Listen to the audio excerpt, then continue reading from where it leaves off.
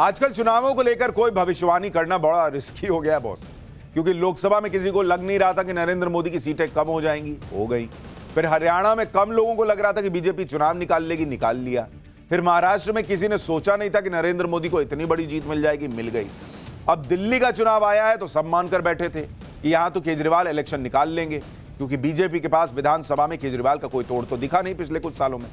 लेकिन अब जब दिल्ली का चुनाव फाइनल राउंड में पहुंच रहा है, जहां नरेंद्र मोदी की भी एंट्री हो चुकी है, अमित शाह भी उतर चुके हैं, योगी की भी एंट्री बस होने वाली है, तो अब चुनाव कौन से डायरेक्शन में जाएगा इसका अंदाजा कोई नहीं लगा पा रहा।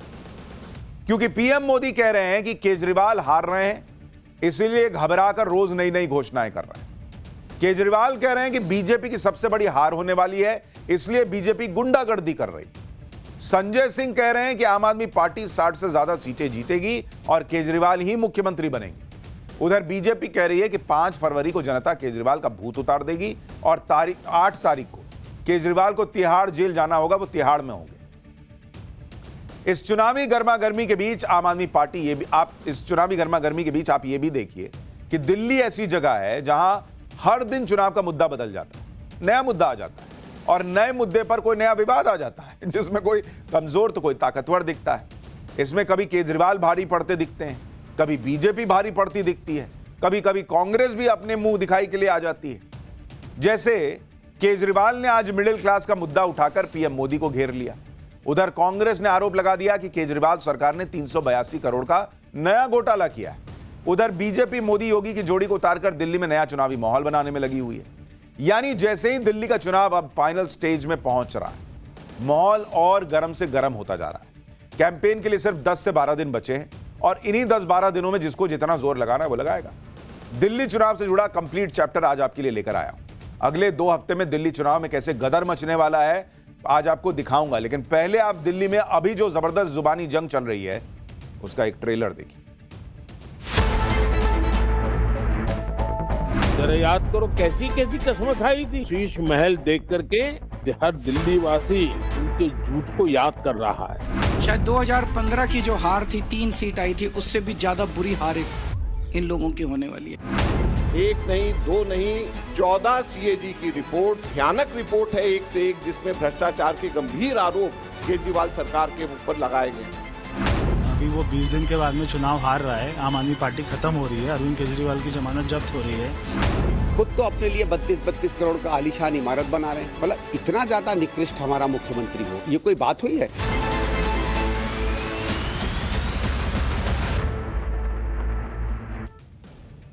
दिल्ली इलेक्शन के फाइनल राउंड में नरेंद्र मोदी की एंट्री ने इलेक्शन को नेक्स्ट लेवल पर पहुंचा दिया। पीएम मोदी ने वैसे तो आज कोई बड़ी रैली नहीं की, लेकिन उन्होंने वो काम किया जो कई मुश्किल से मुश्किल चुनाव में बीजेपी को बड़ी जीत दिला चुका है। पीएम मोदी ने दिल्ली में मेरा बूथ सबसे मजबूत कार्यक्रम के तहत बीजेपी के बूथ कार्यकर्ताओं से बातचीत। पीएम मोदी ने कहा कि आम आदमी पार्टी को अपनी हार दिख रही है, इसलिए वो हर रोज नई नई घोषणाएं कर रहे हैं। एक बार पीएम मोदी को सुनिए, फिर आपको बताऊंगा कि आज पीएम मोदी ने कैसे कार्यकर्ताओं को जीत का मंत्र दिया और कैसे इस बूथ कार्यक्रम से पीएम मोदी जीत का रास्ता बना रहे हैं। ये आपदा वाले जो हैं वो आज आपने देखा होगा हर दिन एक नई घोषणा करते हैं। क्यों करनी पड़ रही है? पहले के चुनाव में तो ऐसा नहीं करना पड़ा था। इसका मतलब है कि रोज उनको पराजय की नई नई खबरें मिलती जा रही है कि ये किला गया, ये मोहल्ला गया, ये इलाका गया, ये चाल गई, ये कॉलोनी गई, और इतने डरे हैं कि रोज उनको एक नई घोषणा लेकर के सुबह सुबह आ जाना पड़ता है, नया अनाउंसमेंट लेकर के आना पड़ता है। लेकिन अब दिल्ली की जनता को उनका ये नर्वसनेस जो है ना, इसका पूरा पता चल गया है और ये खेल भी लोग समझ गए हैं।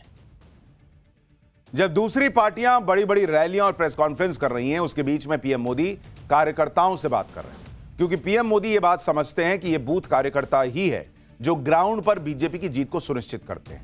इसलिए पीएम मोदी हर चुनाव में मेरा बूथ सबसे मजबूत वाला कार्यक्रम करते ही हैं और कार्यकर्ताओं को जीत का मंत्र देते हैं। दिल्ली के लोकसभा चुनाव में भी 7 सीट जीतने का श्रेय पीएम मोदी ने बूथ कार्यकर्ताओं को ही दिया था।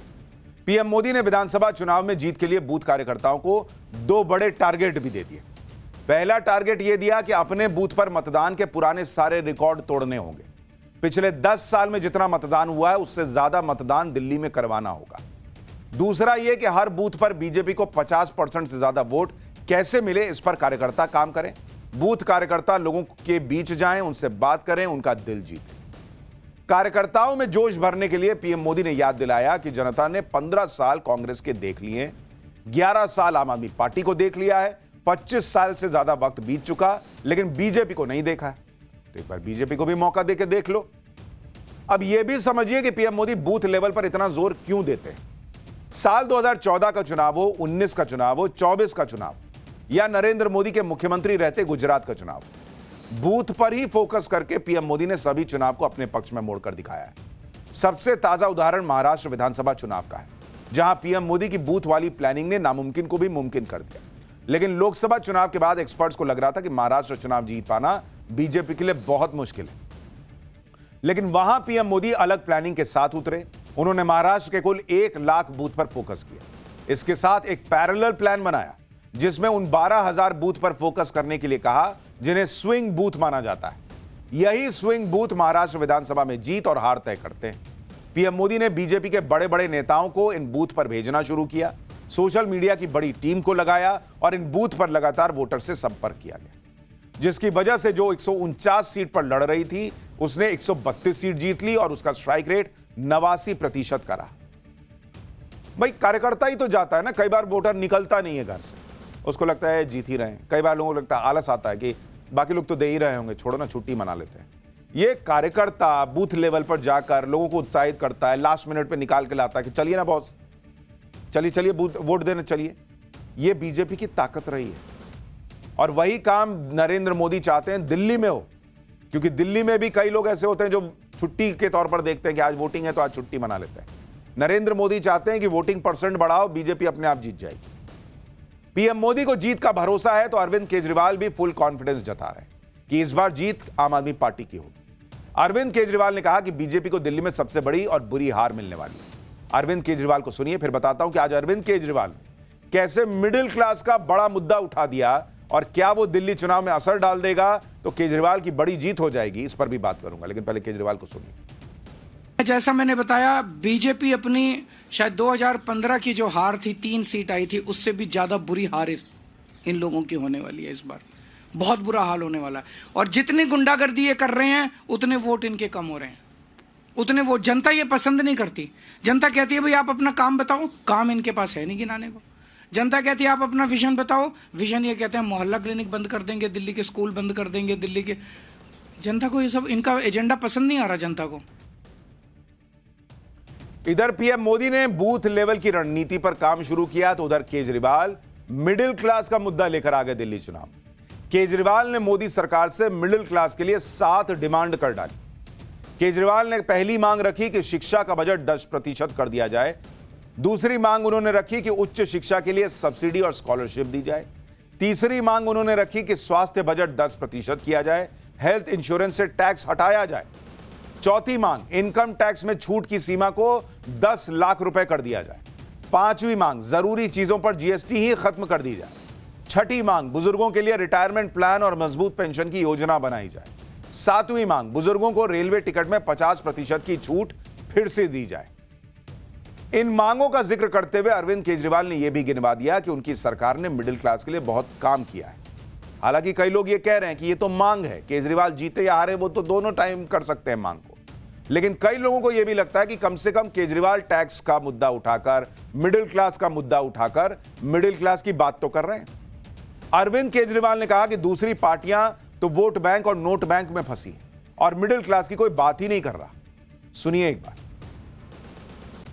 कई वादे किए जाते हैं धर्म के नाम पे, कई वादे किए जाते हैं जाति के नाम पे, कई वादे समाज के निचले तबके के लिए किए जाते हैं और कई वादे कुछ चंद उद्योगपतियों के लिए किए जाते हैं। ये ऐसा क्यों करते हैं? क्योंकि बाकी पार्टियों ने धर्म और जाति के नाम पे अपने वोट बैंक बना रखे हैं और बड़े बड़े उद्योगपतियों को खुश करना होता है क्योंकि उनसे चंदा लेना होता है। तो ये एक तरह से बड़े उद्योगपति उनके नोट बैंक हैं और बाकी लोग उनके वोट बैंक हैं। इस वोट बैंक और नोट बैंक के बीच में एक बहुत बड़ा ऐसा वर्ग है जो पिस के रह गया है, वो ना इधर का है ना उधर का है, और ये वर्ग है भारत का मिडिल क्लास। कोई भी पार्टी आज मिडिल क्लास के हित की बात करने को तैयार नहीं है। बॉस, केजरीवाल ने मिडिल क्लास का मुद्दा उठाकर बीजेपी को गहरी चोट देने का प्रयास किया।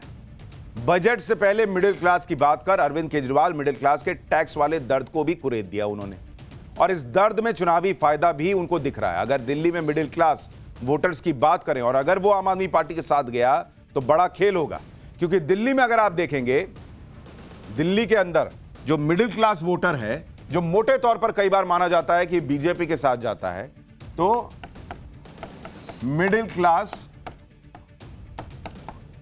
वोटर और इसकी संख्या अगर आप दिल्ली में देखेंगे, दिल्ली में ऑलमोस्ट 45% वोटर जो है वो मिडिल क्लास है। साल 2020 में जो मिडिल क्लास के वोट थे 2020 में, वो ऐसा माना गया था कि आम आदमी पार्टी को मिडिल क्लास का वोट जो है वो 53% के करीब गया था और बीजेपी को 39% गया था, 39%। 2024 के लोकसभा चुनाव में अगर आप देखेंगे, यही 2024 लोकसभा देखेंगे, लोकसभा में क्या होता है, लोकसभा में मिडिल क्लास का वोट आम आदमी पार्टी के लिए घटकर 32% का रह जाता है और बीजेपी के लिए बढ़कर 50% का हो जाता है। तो अरविंद केजरीवाल जब मिडिल क्लास की बात कर रहे हैं तो वो ये समझ रहे हैं कि बीजेपी को बड़ी संख्या में मिडिल क्लास पसंद करता है, लेकिन उस मिडिल क्लास का दुख है ये हर चीज पर लग रहा टैक्स, जिसका मुद्दा हमने भी आपको याद होगा पाठशाला में उठाया था।